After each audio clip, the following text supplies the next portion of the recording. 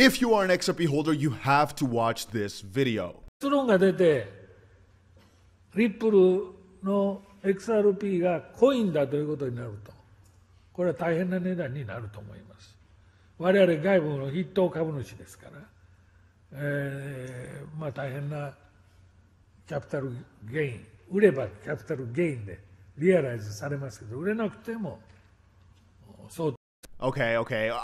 The video is real, but the text that you saw right there is not actually what he said. So for any Japanese viewers, you're probably like, huh? And for all the English ones, you know, I got you, haha.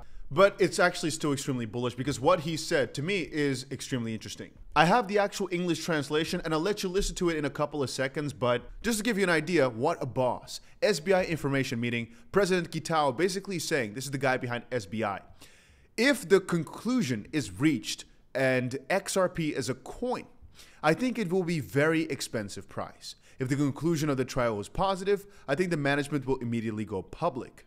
That's again the simple translation, but nowadays with AI you can translate the whole video. So I'm sorry I wasted a little bit of your time pranking you with, but whatever. The other day, looking at the CEO's statement over there, he seems to think that the court's decision will come out in a few weeks. If the conclusion is reached that Ripple's XRP is a coin, I think this will be a great price. Since we are the largest external shareholder, it will be realized with capital gains in a difficult market, but even if it doesn't sell, it will be worth a lot. I think it's based on the evaluation, but I think management will probably decide to go public as soon as the conclusion turns out to be positive.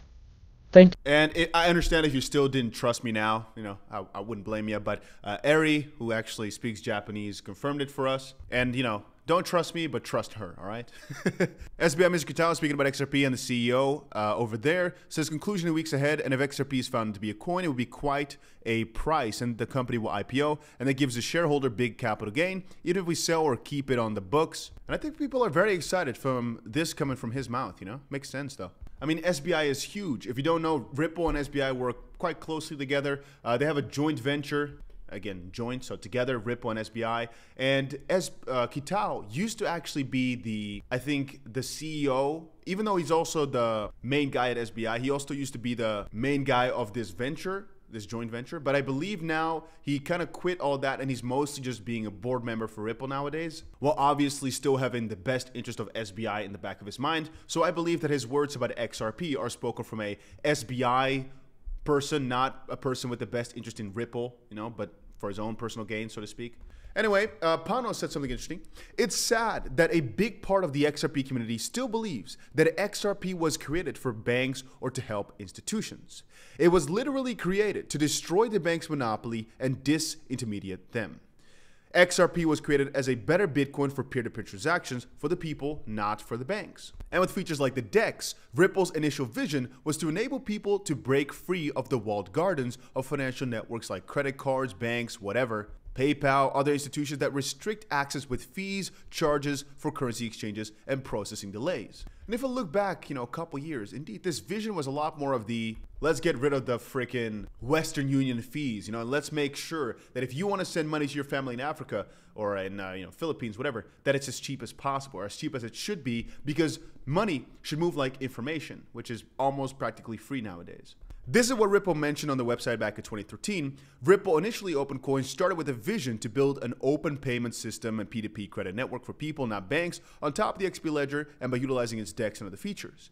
Even though Ripple later decided to focus on the banking system and cross-border payments, they didn't do that to help banks and financial institutions. They did it to create a level playing field for the small banks and destroy the SWIFT cartel owned by the big ones. Either way, Ripple's business model doesn't matter much, as it's just one project out of hundreds using XRP and building on the XP ledger, but some members of the XP community should know what they hold and stick to facts instead of believing false narratives. And I think his main point there is just that XRP is a lot huger and a lot more pivotal, a lot more game-changing than many people are making it out to be. They're not just here to, let's help the bank. No, they're here, not just here to help the banks. They're here to literally change the entire game and make sure it's a proper system for everybody. It's a lot deeper than many people realize. And I think what he's trying to say is that many people are just only looking at price and banks, and people are taking things out of context when in reality, it's game-changing stuff. Here's somebody from Zoom saying, Sunday afternoon, threat on the XP Ledger protocol scalability. And all I have to say about this, we don't have to go too deep into the technicals because I've noticed you guys are not really appreciative of that. One thing I'll tell you ever so quickly is what Vitsavin said a while ago. It just hits me that it feels like this is the most exciting time for XRP and the XP Ledger basically since I joined the XP Ledger ecosystem. And if you really just see what they're building and what they're attempting and what they're trying, honestly, for XRP, if I also look at the loss and if I look at everything, things are just coming together quite properly. I mean, I have, over the last couple of days, been really zooming into everything happening over at the SEC, right? But one thing we're forgetting is how long of a fight Ripple's already had. And the fact that everything happening over the last couple of days is all just good. Literally nothing bad is happening with XRP. And I notice the hate is fading.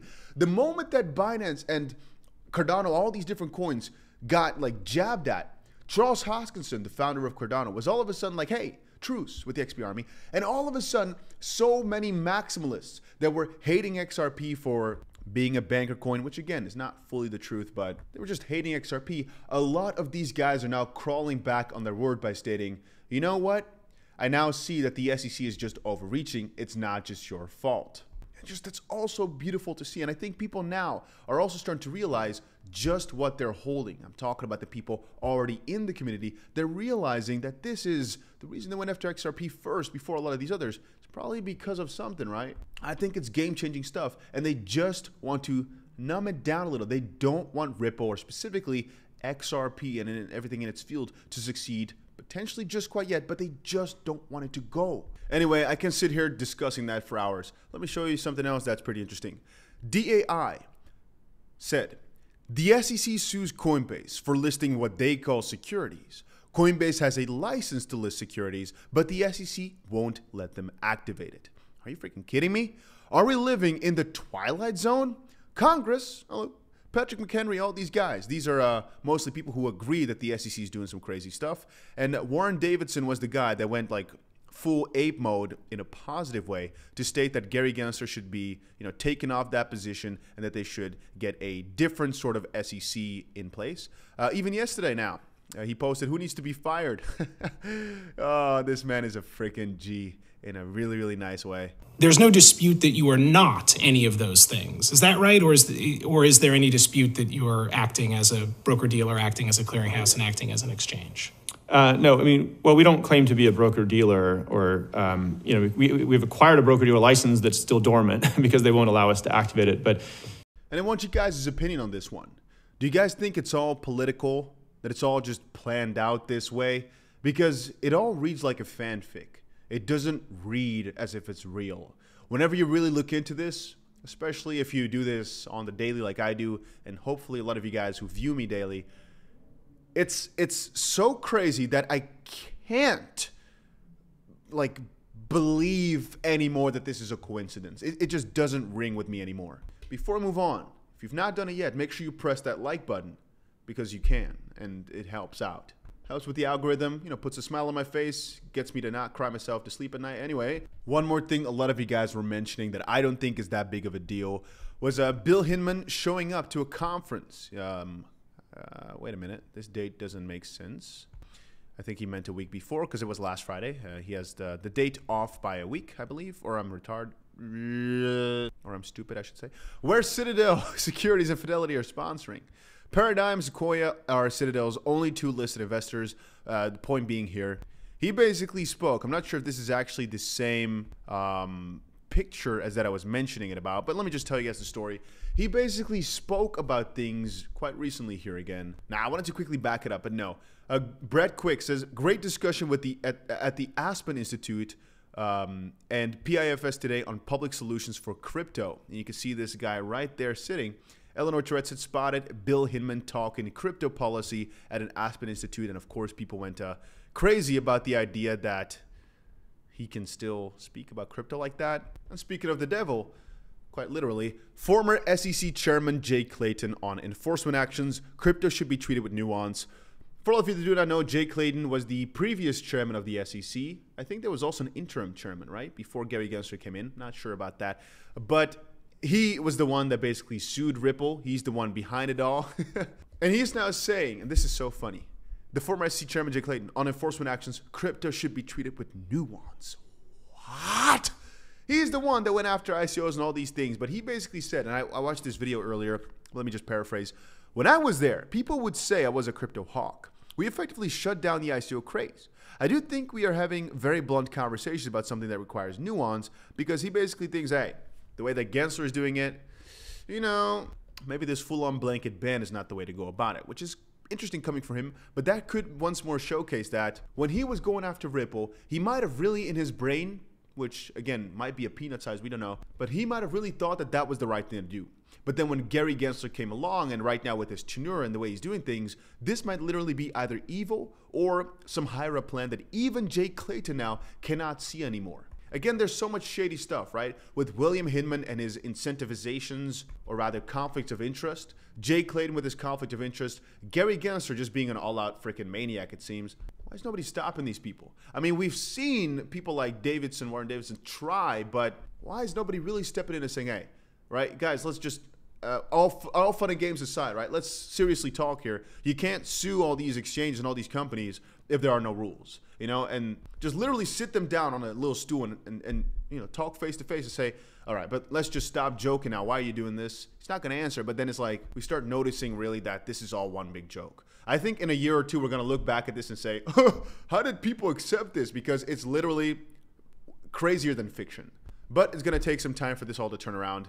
Again, I don't think it's going to last too long, this whole debacle of awkward regulation by enforcement. At some point, they are going to turn back around, but probably that's the point where all the banks are entered, or they've thought of some better plan and they accept it to be time, because once more, I believe in some heavy manipulation here. But yeah, that's about it. See ya.